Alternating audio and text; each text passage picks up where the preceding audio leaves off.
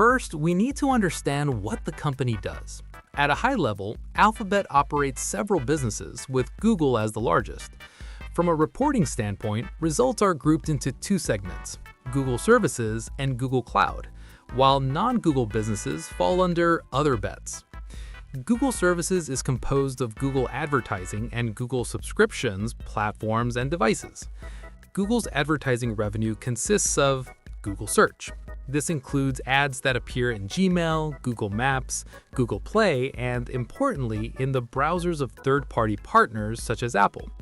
Google Search primarily earns revenue when users click on an ad. If the ad is shown but does not receive clicks, Google generally does not charge the advertiser.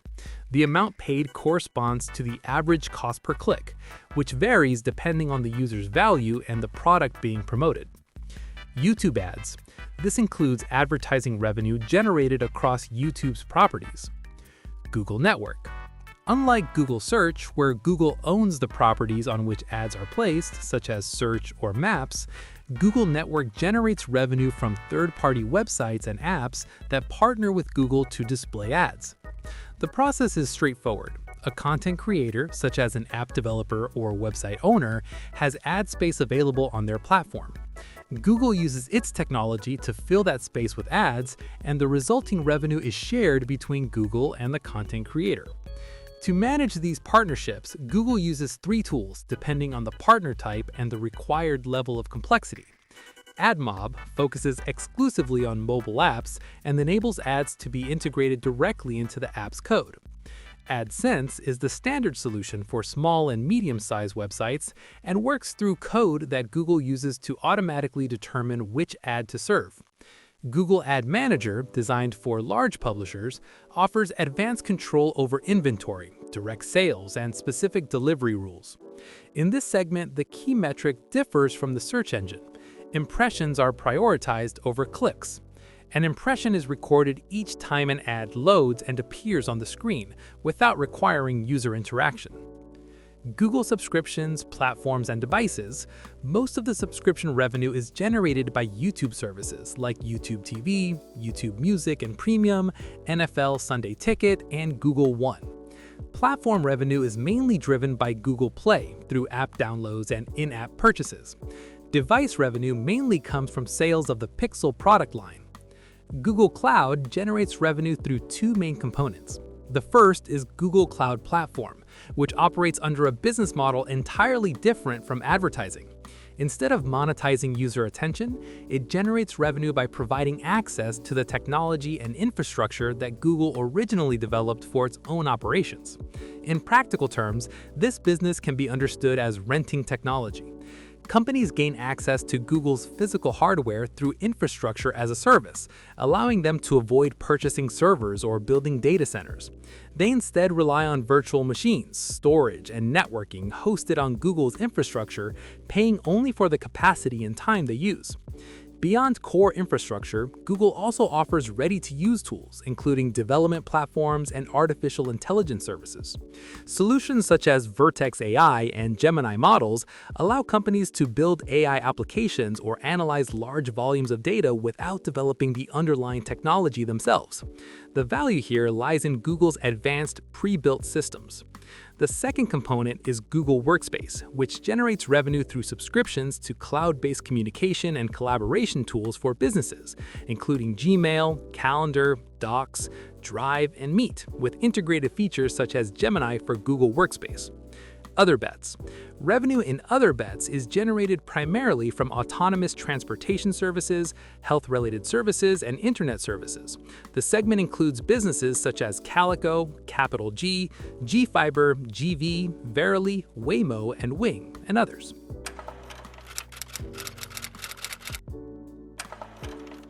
The segment that contributes the most to Alphabet's revenue is Google Services. Within this segment, Google Search accounts for 55.9% of total revenue, followed by subscriptions, platforms and devices at 11.9%, YouTube ads at 10%, and Google Network at 7.6%. The other major segment, Google Cloud, contributes 14.2% of total revenue. Within Google services, Google Search is also the largest contributor to revenue growth, representing 49% of the total increase. It is followed by Google Cloud, which contributes 28%, and Google subscriptions, platforms, and devices, which account for 16% of the growth. These proportions were calculated by dividing each segment's annual revenue increase by the company's total annual revenue growth. Another relevant aspect is operating income. Google Services represents 106.62% of Alphabet's total operating income, while Google Cloud contributes 9%. Other bets and other activities generate operating losses, which is why Google Services operating income exceeds the company's consolidated operating income.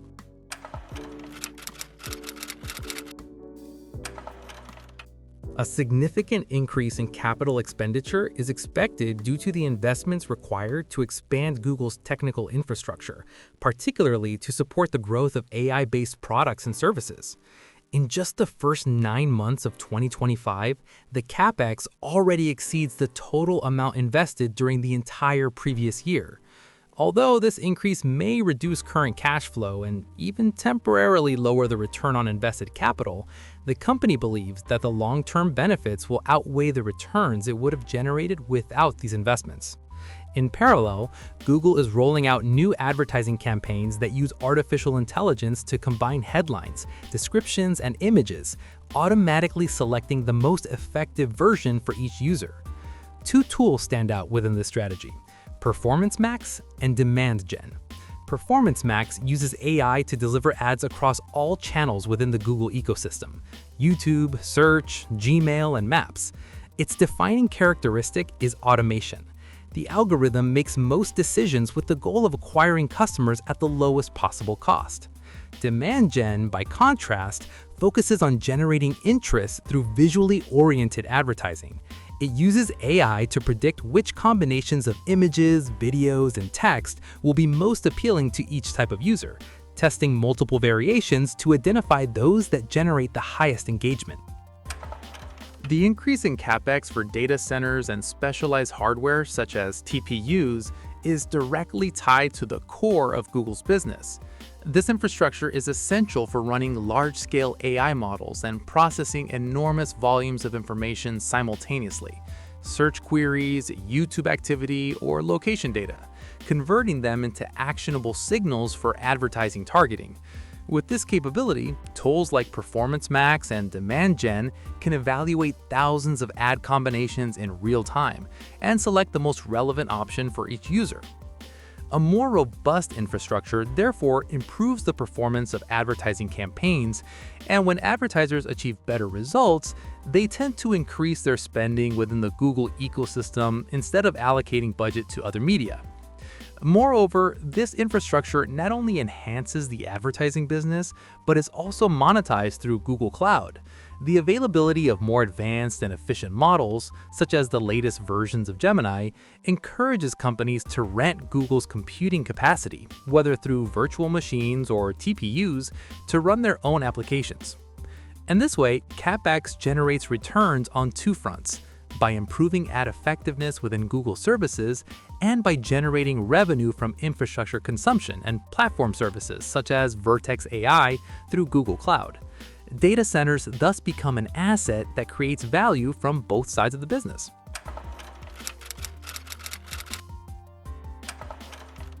Alphabet maintains a high profit margin. In 2024, its margin was 29%. And by the third quarter of 2025, it had increased to 34%, well above its historical average of 26%, reflecting exceptional operating efficiency. The company's return on invested capital also confirms its financial strength. Alphabet's current ROIC is 28%, significantly higher than its 8% cost of capital, indicating that the company creates value with every dollar reinvested. For this reason, its strategy of increasing CapEx to drive revenue, even if it temporarily reduces ROIC, is appropriate, as it channels resources toward growth rather than cost reductions.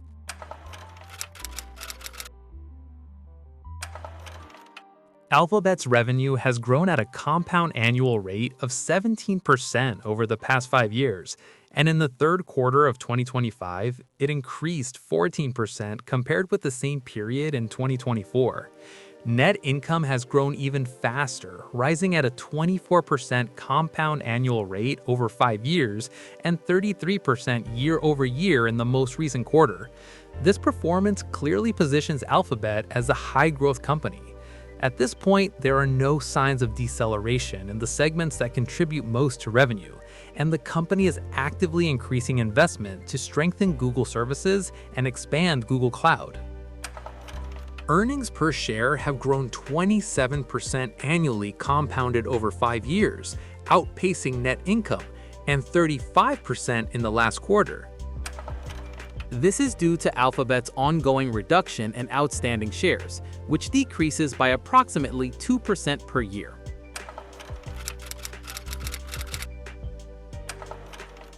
Alphabet's free cash flow margin is 22%. This margin could have been higher, but CapEx increased significantly in 2025. In the second quarter alone, Alphabet announced an $85 billion investment in AI-optimized infrastructure, data centers, and custom TPUs. These investments reduce free cash flow in the short term, although they could increase it in the future once such elevated spending levels are no longer required. Free cash flow has grown 22% annually compounded over the past 5 years, similar to net profit.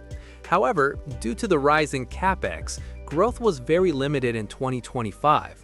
In the third quarter, free cash flow increased only 2% compared with the first 9 months of the prior year. Even so, free cash flow per share has grown faster than total free cash flow, compounding at about 25% per year over the past 5 years, mainly because the company has been steadily reducing its share count. Using a discounted cash flow or DCF model, I assume capital expenditures equal to 20% of revenue and a cost of capital of 8.1%. The scenario also assumes a gradual acceleration in revenue growth of about 2 percentage points per year. Specifically, I expect Alphabet to close 2025 with revenue growth of around 14%, in line with what we've seen through the third quarter, although the final figure could be slightly higher after Q4. Looking ahead, growth is projected at 16% in 2026, 18% in 2027, and 20% in the years that follow. Under these assumptions, the estimated fair value of the stock comes out to $289.70. Compared to the current market price of $297.51, the stock is trading roughly 2.6% above its fair value. Another way to assess valuation is through the PE multiple. Alphabet's historical trailing PE is around 29, and the stock is currently trading near that level. This suggests the market is valuing the company within its long-term average range, rather than pricing in a significant premium.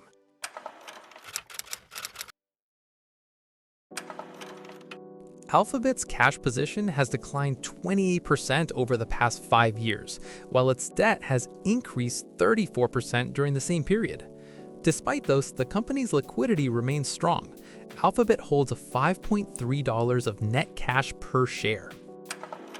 Furthermore, due to its high profitability, Alphabet does not face coverage constraints. In fact, it could repay all its outstanding debt using only 54% of the free cash flow generated in the first 9 months of 2025.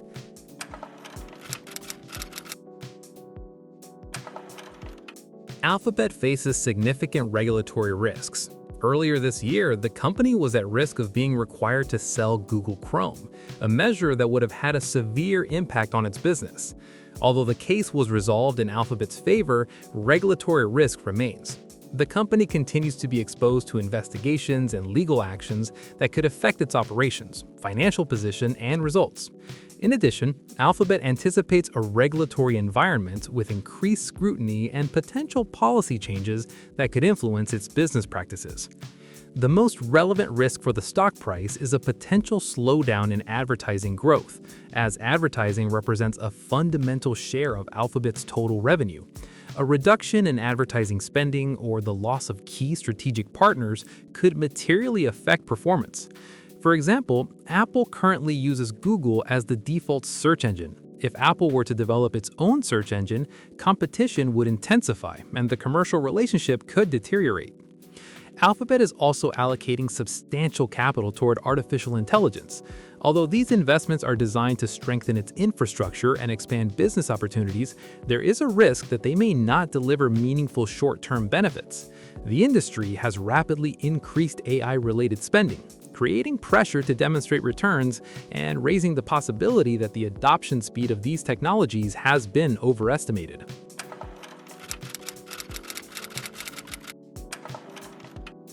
Alphabet competes across multiple markets simultaneously, which positions it against large and well-established companies.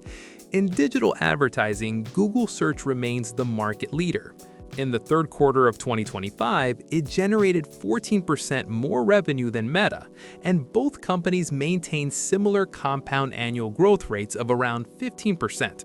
However, competition remains intense, particularly as Meta invests aggressively in enhancing the effectiveness of its AI-driven advertising solutions. In the case of YouTube, although its business model differs from Netflix's, both platforms compete for user attention within the global video and digital entertainment market. YouTube has grown at a 19% compound annual rate, outpacing Netflix's 14%. However, Netflix still surpasses YouTube in total revenue due to its larger subscriber base and original content strategy. In the cloud computing market, Alphabet also faces strong competition. Google Cloud competes directly with Amazon Web Services and Microsoft Azure, which holds significantly larger market shares. Although Google Cloud is currently growing at a faster pace, narrowing the gap with its competitors will require time and substantial effort, especially given that AWS and Azure have more mature ecosystems and larger enterprise customer bases. Even so, Google's advanced AI capabilities, particularly through the Gemini ecosystem, could become a differentiating factor and accelerate its competitive position if it succeeds in attracting more enterprise clients.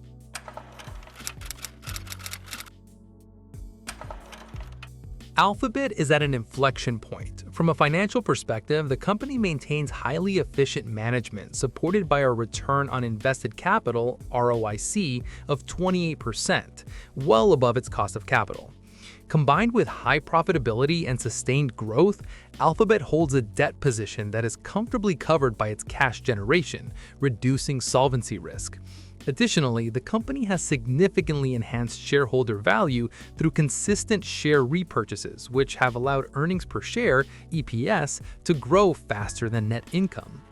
Regarding artificial intelligence, it does not pose a near-term threat to the search engine. Alphabet is integrating AI into advertising products such as Performance Max and Demand Gen, improving efficiency for advertisers and adding incremental growth without cannibalizing its existing business model. The main challenge lies in the current valuation. The market is pricing in 20% revenue growth, a level that is difficult to achieve through Google Cloud's expansion alone. As a result, any acceleration in revenue must come primarily from the core business, and the recent composition of growth confirms this. Of the 14% annual increase in revenue, approximately 10.22% comes from Google services, while Google Cloud contributes 3.78%.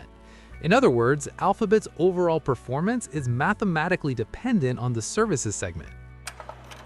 So the key question is, will the integration of AI into advertising accelerate the core business enough to first justify the current valuation and then support further stock appreciation? Thank you for watching.